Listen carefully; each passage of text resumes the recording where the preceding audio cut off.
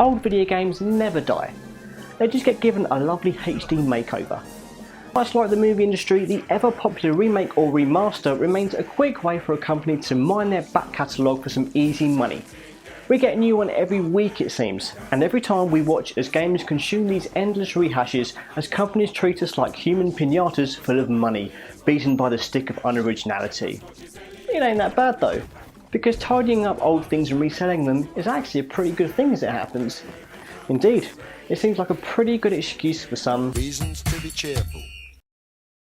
It's 1993 and the Super Nintendo Entertainment System has been around for a few years now. While Nintendo are currently formulating a follow-up to the amazing and completely perfect Super Mario World, they released Super Mario All-Stars, a collection of 4 Super Mario titles from the original Nintendo Entertainment System, recreated to take advantage of the technical advantages available to the SNES. It was the hasty remake of its day, and as such, it was critically acclaimed and became a massive success as both a retail game and as a pack-in for the Super Nintendo system itself. It was a chance for newcomers to find out why the Mario series was so well loved, and an excuse for Mario fans to relive those classic games and also try out the lost levels, a previously unreleased version of the Japanese Super Mario Bros. 2. But the idea of re-releasing games in this fashion is one that remains largely forgotten about, save for a few retro compilations in the years to come. But there came a point during this generation and the last one where publishers felt a need to give games from previous generations a new lease of life. We saw Square re-release Final Fantasies 1-6 on the Game Boy Advance, Capcom collect the first 3 Devil May Cry games on one disc, and then watched as Konami completely lost the plot and somehow managed to fuck up the Silent Hill Hasty collection. We were swamped by remakes, and as the Xbox 360s and PlayStation 3s gave way to the 1s and 4s, the torrent of old games continued.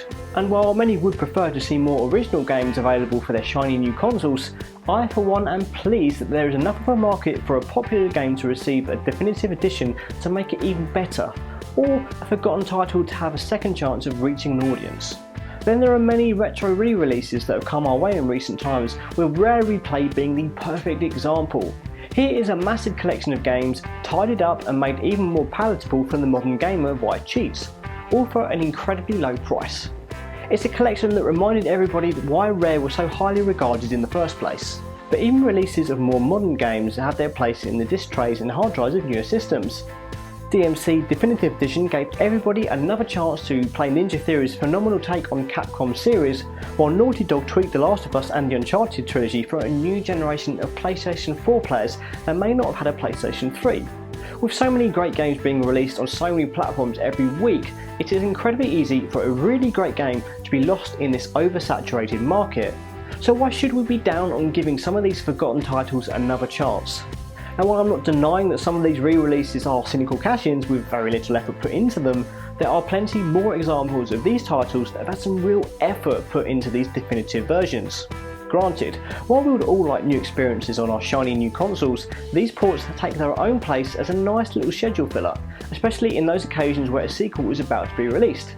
A HD remake of prior games in a series gives us all a chance to catch up, and at the end of the day, it's another choice of something to play on our consoles or computers.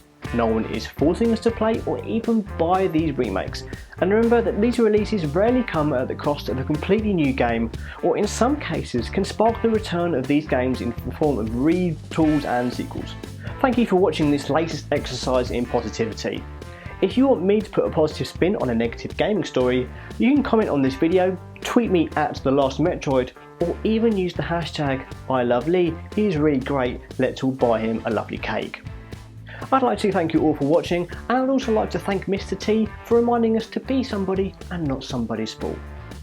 Please subscribe to God is a Geek for more videos, of which some may describe as amazeballs. You can also have a peek at my own channel, Pugcoof Gaming, because I said so. Goodbye.